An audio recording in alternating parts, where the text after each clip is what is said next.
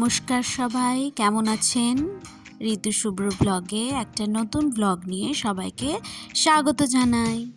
শীত তো পড়ে গেছে, জমিয়ে ঠান্ডা লাগছে, আর তাই ভাবলাম শীতের শুরুতেই বাইরের তৈরি এই ফেমাস ফুড না খেয়ে বাড়িতেই বানিয়ে ফেলি।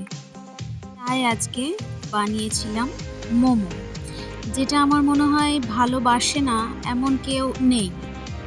বাচ্চা থেকে শুরু করে বয়স্কদেরও এই খাবারটা ভীষণ ভীষণ প্রিয়।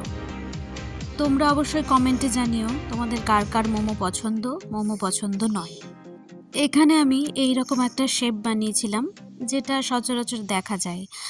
আর একটা দেখা যায় যেটা একটু লম্বা ধরনের হয়, সেটা আমি বানাতে পারিনি। এইটা একটা ট্রাই করেছি, আর একটা গোল শেপ হয় ওইটা ট্রাই করেছি। একটা জিনিস জানো তো, বাড়িতে তৈরি করলে নানা রকম শেপের, নানা রকম ডিজাইনের মোমো পাওয়া যায়। দোকানে গেলে একরকমই পাওয়া যায়। এটা একটা বেশ ইন্টারেস্টিং ব্যাপার। তোমার যেটা পছন্দ, যে শেপের পছন্দ, তুমি সেটাতেই কামড় বসাতে পারবে। দেখো, এখানে আমি কতগুলো বানিয়ে ফেলেছি। আরও একটা তোমাদেরকে দেখাচ্ছি, এটা গোল শেপের ছিল।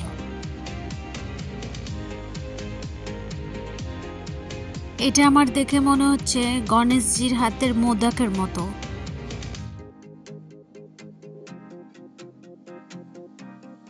দেখো, এখানে আমার সব মোমো তৈরি করা রেডি। এবার এগুলোকে স্টিম করার পালা। বসিয়ে দিয়েছি স্টিম হতে, প্রায় 15 থেকে 20 মিনিট মতো রেখেছিলাম। এখানে মোমো রেডি হয়ে গেছে।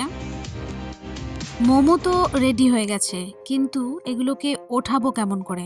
আমার কাছে কোনো চিমটা বা চামচ সেরকম ছিল না ওঠানোর, আর জিনিসটা এত গরম ছিল, আর এটা গরম গরম না খেলেও ভালো লাগে না। তাই এখানে দেশি জুগাড় বানিয়ে নিয়েছিলাম। মাঝে মাঝে রিলস ভিডিও বা অন্য ভিডিও থেকে যেগুলো আমরা দেখি, ওগুলো কিন্তু কাজে চলে আসে মাঝে মাঝে। আমি তো প্রথমে ভেবেছিলাম উঠবে না, তো এখানে দারুণভাবে মোমোগুলো আমি উঠাতে পারছিলাম, আর বেশ মজা লাগছিল আমার উঠাতে ওগুলো।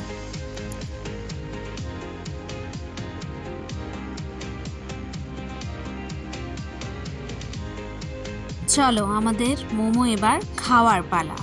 আমি এখানে সার্ভ করেছিলাম সস আর গ্রিন চাটনি, মানে ধনেপাতার চাটনি ছিল এটা। টকটক ঝাল ঝাল একটু না হলে ভালো লাগে না। আর আমি এখানে স্যুপটা বানাতে পারিনি, মানে অত আমার সময় হয়ে ওঠেনি। তো ভিডিওটা কেমন লাগলো অবশ্যই জানিও। আর আমি মোমোতে কী পুর দিয়েছিলাম এটা যদি জানতে চাও, অবশ্যই আমাকে কমেন্ট করো। নেক্সট ভিডিওতে সেটাও দেখিয়ে দেবো।